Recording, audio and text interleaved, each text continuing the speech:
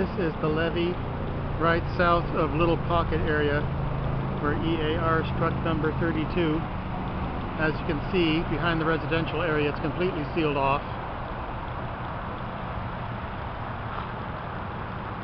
And upon this levee, which becomes the bike lane, a witness saw a jogger fitting the description of EAR.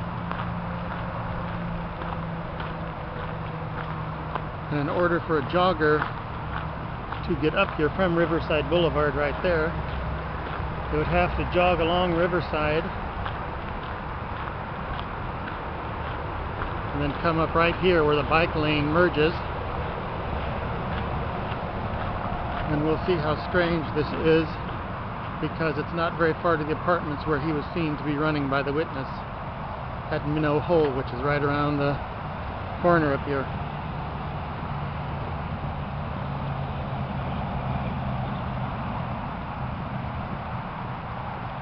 Here is where the bike lane merges.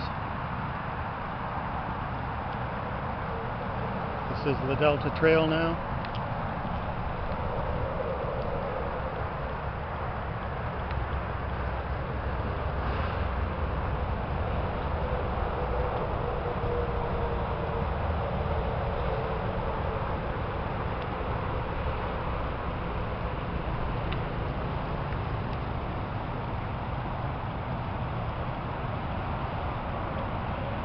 So a jogger would have to come up here, because this becomes an incredibly steep levee just up above.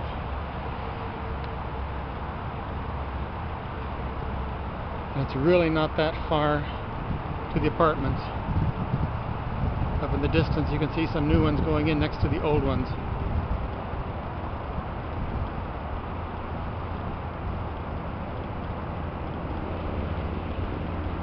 So why would a jogger come up here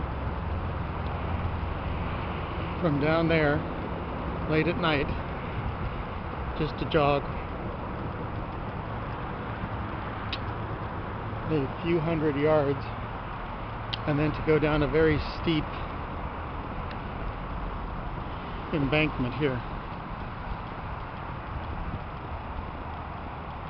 The man was not dressed like a jogger.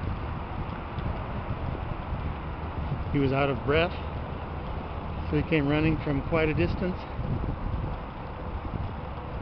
And from the looks of that gate, anybody could get around it fairly easy after having been in the Little Pocket neighborhood.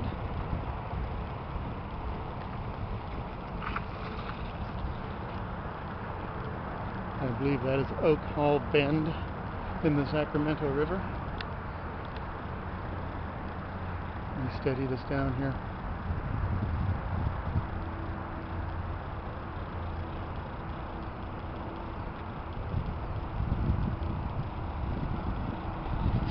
One set of apartments.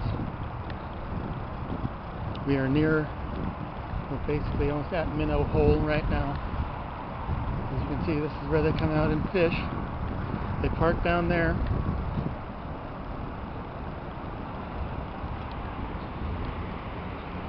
And then fish here at Minnow Hole.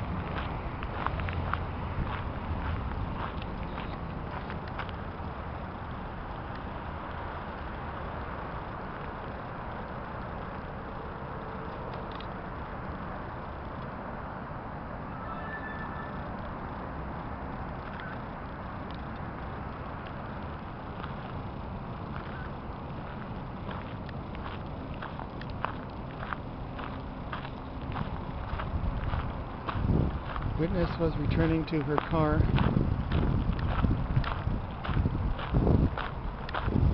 and the suspect, person of interest, was running toward the apartments on Riverside Boulevard.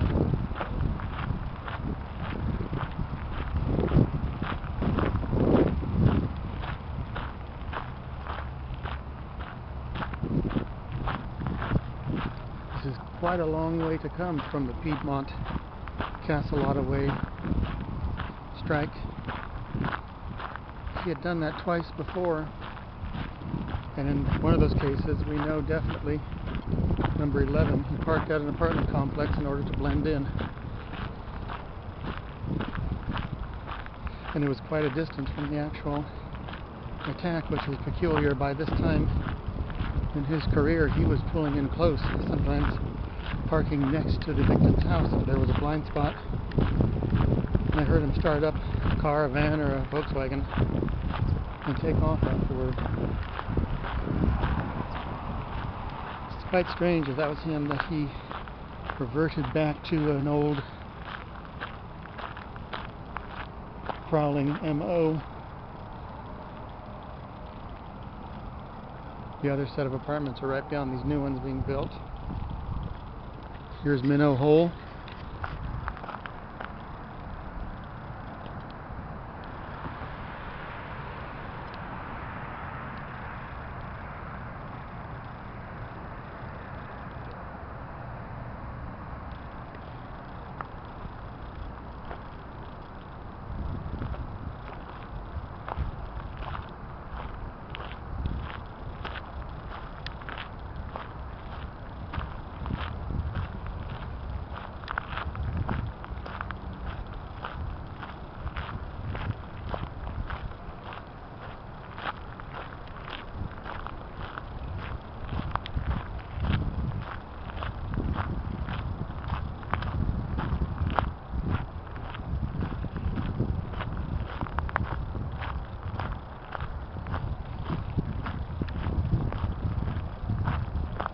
Let's give you a look at how steep this really is. And it just keeps going on. It's not something you jog down. It's not something you really walk up. There's only a couple of steep paths along here. You don't even see a lot of bikers along here because they have to go along Riverside. Maybe it's just a little too cool. It's early November, election day. More apartments. All of them date back to the 70s. So it was right along here where the witness saw the man who did not look like a jogger, out of breath. Asked her, "Did you catch anything?" She said no.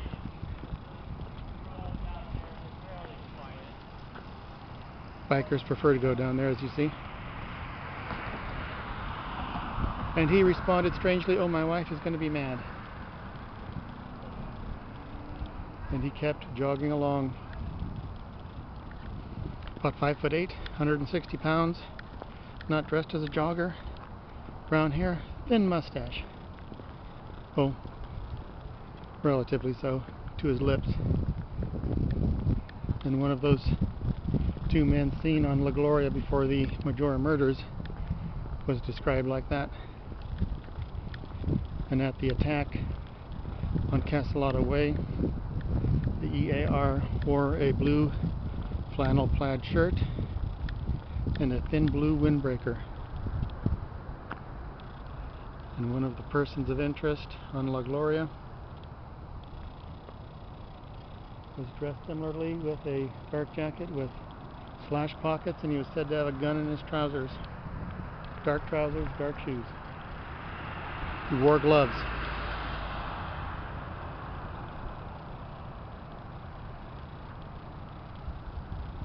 A lot of fishing here.